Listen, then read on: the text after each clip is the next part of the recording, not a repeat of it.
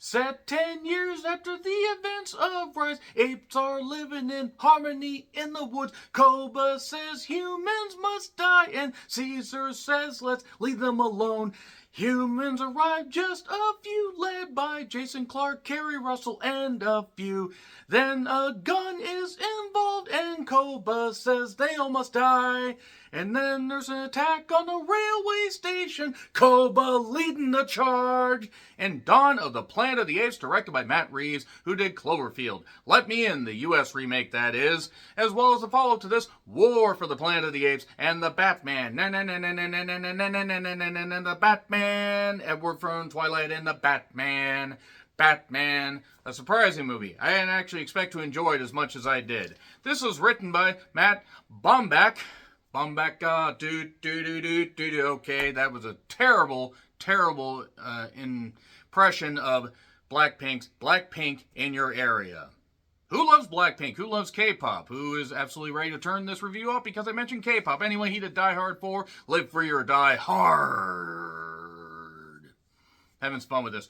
Race to Witch Mountain, Unstoppable, like Kobe Bryant in that Denver hotel room, and The Wolverine, as well as War for the Planet of the Apes, and Whitebird, that I saw advertisements for last year, and then got shelved, and it's coming out in October. That film has been done for like 2 years, just release it on streaming. Nevertheless, it's based on characters by Rick Jaffa and Amanda Silver. They also helped write this. And you can check out the respective IMDb pages for the full list of their work. This takes place 10 years after the events of Rise of the Planet of the Apes. Where, yeah, Genesis, basically, their medicine that they designed, their compound that was supposed to fix dementia, has now caused a global pandemic. Matt Reeves was ahead of his time here. Naturally, humans don't like being told what to do, so they revolt, and yeah, humanity is lost. Totally goddamn lost. This was referenced when Franklin from Rise of the Planet of the Apes died because he got a viral infection. Because humans aren't meant to be dealing with this. Because, yeah, you probably can't test this compound on somebody until you research it. So, yeah, set 10 years after that. Caesar and company. I really think they should have given Caesar a sidekick named Romero. If you get it, I love you guys. They're living in the woods. Humanity is fucked. There's pockets of survivors. And one of those pockets of survivors happens to be in the woods. And we see a little bit of setup with Caesar and company, and Koba, who was experimented on, is a little bit absolutely 100% jaded and justified in how he feels, by the way, even though he does go pretty goddamn far. He was tortured a lot in the labs. Do you blame him for wanting to kill all humans? It's like Destroy All Humans with slightly better production values. Actually, the production values for this were pretty goddamn good. $170 million budget. That is nearly $100 million more than Rise, because they realized, shit, we got a hit on our hands. $72.6 million opening, $208.5 million U.S. gross, $710.6 million gross worldwide. Oh, bitch, you done good. So much so that War for the Planet of the Apes was rushed into production. I don't really think I should say rushed, though, because this actually came out 3 years after Rise, and that came out 3 years after this. Now we're getting Kingdom of the Planet of the Apes coming up. So, it's an ape-demic, as it were. By the way, sorry for that terrible song intro, but I just couldn't help it, because there was one particular scene where there was like a railway station thing, and I go, yeah, I could do that. Why not? Why not just ruin another song? So, Caesar has a wife, has a son that's growing pretty well. They're all smart apes. Maurice, the gangster of love, is still there. Koba is subservient to an extent, but you can see the evil behind his eyes. Or that's just jaundice. I don't really know. There's an old 76 station in the middle of nowhere, and who would ever work at a place like that? Ouch, I zinged myself. Always make sure that you have a job and you work hard. Even if you gotta feel like, it's beneath you, it's not. And income is not beneath you, trust me. So, basically, we see a kid being born. It's a new kid on the ape block.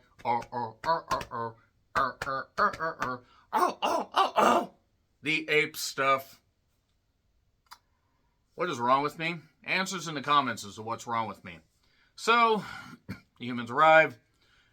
He tells them to go. This is after, by the way, one of them shoots one of the apes, I believe, one of the sons, Carver, who's a goddamn idiot, and he deserved to die. Let me just say, I'm not saying the actor, but the character deserved to die. He was a moron. And naturally, Gary Oldman is a bit jaded and also a bit kind of ready to kill all apes and take things by force. Gary Oldman playing a bad guy in a movie. It's a day that ends in Y. We got a 2-car convoy. It's a desolate sight because basically they were going into the woods. Not to Grandma's house we go, hey, to activate this dam and get more power. Because they're out of power pretty soon. Koba basically wants to kill them. Home, family. Excuse me, allergies are a bitch. We need to take care of our home and our family. Koba basically says, no, we're not going to fucking do that. By the way, this is pretty much a spoiler-filled review right there, so you could jump off on that. But that's basically your setup right there. And then we get to some more action stuff. And I will say that one thing about this movie, much like Rise, most of the human characters really aren't worth investing in. This one, more so. Because the camaraderie between James Franco and Caesar, and James Franco and Frida Pinto, gee, I wonder if James Franco, the sex addict, did anything to her. I hope not. Piece of shit. James, not Frida. I'm sure she's a lovely woman. Well, she is a lovely woman. Nevertheless, basically, they decide to go to the human compound and say, apes don't want war, but we will fight if we have to. Ape home back there, human home here. Don't come back. Well, they have to go back because they have to activate the dam. And that's essentially it. Gary Oldman has his ideas. Dreyfus is his character name, by the way. And also Malcolm has a son, Alex. Ellie, played by Kerry Russell, who, look, she's not a bad actress, but I've always found her boring. She was fine in Antlers. That featured a Wendigo and Jesse Plemons and a really desolate setting. And she just made it bleaker because she's bland and just not a very good actor. Moving on from that, she's just uninteresting. So, Koba has reasonable points. He was tortured a lot and still he's been taught to hate humans. Now, I don't blame him necessarily. You can't live your life with hate. But Koba wants to destroy every single human. Ellie feels a little bit distant from the son, Alex. And you'll recognize the actor that played Alex, by the way, when you watch it. So yeah, they decide to basically anger one of the apes. Well, I mean, by bringing a gun. After guns are destroyed, there's still a gun left because Carver's an idiot. An absolute goddamn blithering idiot that basically kicks this damn thing off.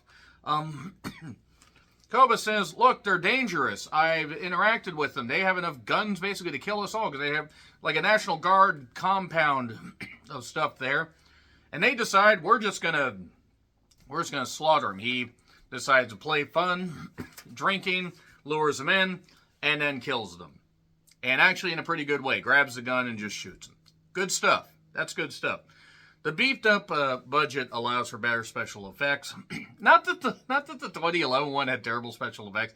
Had some dodgy CGI. You gotta admit it did. There were some times where I was like, oh boy, and this feels light years ahead. Sure, budgetary increases, but also more care. Because I feel that Matt Reeves understood scope and understood reason. I will say this movie probably didn't need to be as long as it was. It could have been a few minutes longer than Rise, but I don't think needed to be 2 hours. Because Rise ended, the credits started around 97 minutes in. And this goes about 2 hours before the end credits start rolling. And I feel that there are a few points that were a little stretched out. And basically, you know, Koba ends up deciding to, just grab guns and say, we're going to lead and we're going to do this stuff. Caesar's son, the grown-up son, is a little bit beat up. And after it is obvious that Cornelia, his wife or significant other, or whatever the fuck they go with there, is sick, Ellie offers medicine. That heals. That earns a little bit of trust. they can stay and work on this. Apes are helping work on the goddamn dam. But yes, Koba just got in his mind, in his twisted little mind, that he is going to kill everybody. So they get power to the old station from the dam. There's trust between Malcolm and Caesar. Cornelia is all healed. And then Koba says, oh, you know what? I'm drunk with power suddenly. Maybe not so suddenly. And he's staying below enough where Caesar sees him shoot him, but nobody else sees him. So they're thinking one of the humans did it. So now Koba leads a revolution. All this crazy shit. All this stuff going on. And yeah, they're pissed. They got guns and they lead a revolt in a pretty good scene. Actually, they're on horseback. Koba at one point just gets two machine guns that just start shooting. Which is actually a pretty good scene right there. Allies that are very loyal to Caesar get locked up, like Maurice, the orangutan of love. If you don't get the Maurice Gangster of Love thing, I really can't help you. Listen to more classic rock. So, the good attack sequence on the city here, on the ruins of San Francisco, or as I've heard, parts of San Francisco. Now, I don't know. I've never actually been to San Francisco, but I've heard some parts of it are not going all that well. Due to a lot of issues that could be rectified, but nevertheless, that's another story, another commentary for another day. Koba just goes, ape shit, I'm sorry, I'm so sorry, I couldn't help it. And you can lead a horse to fire, but you can't make him drink it. I'm not sure that's how the saying goes, but I'm going to go with it. And Gary Oldman leads a charge, there's a tank, and then Koba gets a hold of that. Because Koba is bound and determined, he says, I'm going to fuck everything up. Because I shot the dad, but nobody knows that but me, and I'm going to shoot everybody. So yeah, Ellie gets to heal Caesar after Caesar basically says, Ape did this. They take him back to the old house. There's an X on the goddamn door, implying that people are infected with the simian flu and all that because of this 113, I think. Not Deep 13, but Deep 113. They really perfected that MST3K formula. Malcolm basically says, after getting to the compound, this thing where apes have now enslaved all the humans, because Koba's like, you will listen to me, goddammit, or I will kill you or enslave you. And Malcolm says to the son, hey, your father's alive, by the way. So son arrives, gets words of encouragement from Caesar. Ape always seeks the strongest branch. And then Caesar sees an old video of Will while he's recovering. The son brings the loyal followers to Caesar, and then there's a meeting, so to speak, a war of words and a war of action on the Golden Gate Community Bridge. And then that didn't work at all. They're basically fighting. He's tired of Koba basically being a full-on dick, even though Koba has reasonable points. Caesar also has reasonable points.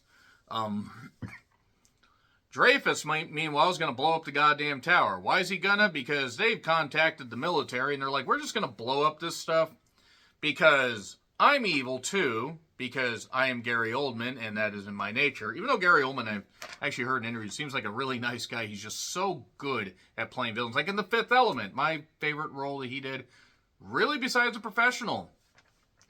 So, Dreyfus blows up the whole thing. Koba and Caesar continue to fight. Koba is suddenly hanging off the bridge because Caesar finally gains the advantage, and he's like, apes don't kill each other. Ape don't kill ape. You are not ape, and drops him, and he just falls like Ape Owen Hart right there. What is wrong with me? What is wrong with me? Look out! God damn it. Anyway, Malcolm warns Caesar, so the military's coming. Well, shit. What do we do? Well, they're going to bring war. War has already begun, and then we get the last shot of Caesar basically saying, well, okay, they're not going to forgive us, so we're just going to destroy them. So that's it. That is it for Dawn of the Planet of the Apes. On soon to War for the Planet of the Apes, probably in a few days. Then Kingdom of the Planet of the Apes.